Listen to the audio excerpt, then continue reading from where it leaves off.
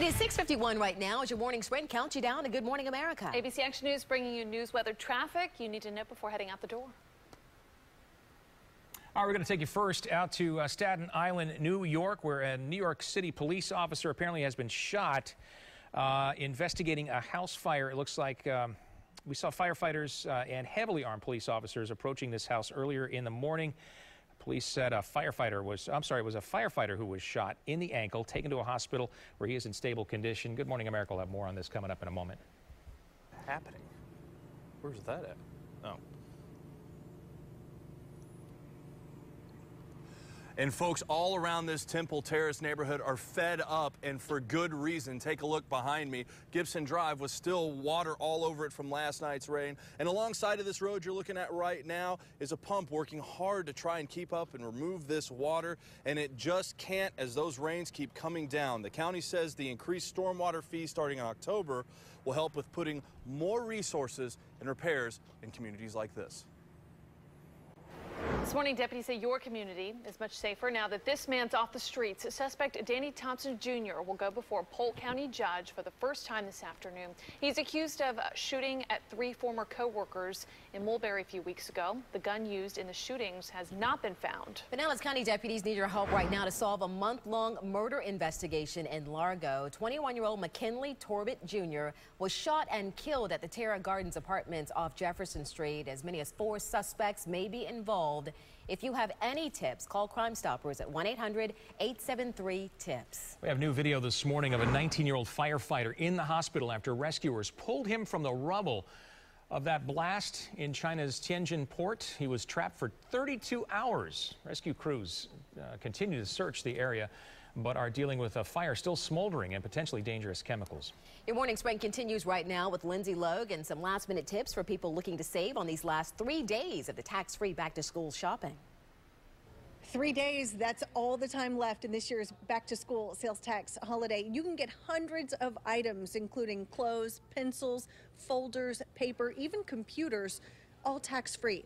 But 3 things you need to do or know before you hit the stores: compare prices online, and if you can, print out coupons. Remember, you'll only save between 6 and 7.5%, depending on what county you're in. You'll save more if you buy in bulk, and keep in mind that some items are taxed this weekend, including sporting goods like football pads and helmets. A complete list of what's tax-free and what isn't, you can get it right now on our website at abcactionnews.com. And don't forget, today's the last day for our ABC Action News School Supply Drive. You could drop off backpacks full of supplies at any Hudson's Furniture store in the Tampa Bay area. All of this benefits the Pinellas Education Foundation. Polk County students go back to school in 10 days, but that doesn't mean there will be a teacher in the classroom. The county desperately needs to fill openings at 11 schools in the eastern part of the county. They're hoping a job fair for teachers this morning at Ridge Community High School in Davenport will fill the bill. And good morning, everybody. Your drive on the Bay Area interstates looking great this morning. Here we are, 275 in Kennedy, just off the Howard Franklin. And if you're crossing the bridges this morning, you're in good shape as well. No crashes or breakdowns to report there. We have less than 10 minutes across all 3 major bridges this morning. We do have a crash to tell you about, a serious crash in Polk County that has County Line Road closed between Drainfield Road and Medulla. This was due to an earlier crash around 2:30 this morning. You might want to use Wiggins as an alternate. Captain Al is flying over this accident right now. Captain Al, what are you seeing out there? I'll tell you what, Janelle, this is a horrific accident. The violence of this collision is amazing. You can see the parts of that car being towed up onto that wrecker right there. Again, County Line Road between Drainfield and Medulla.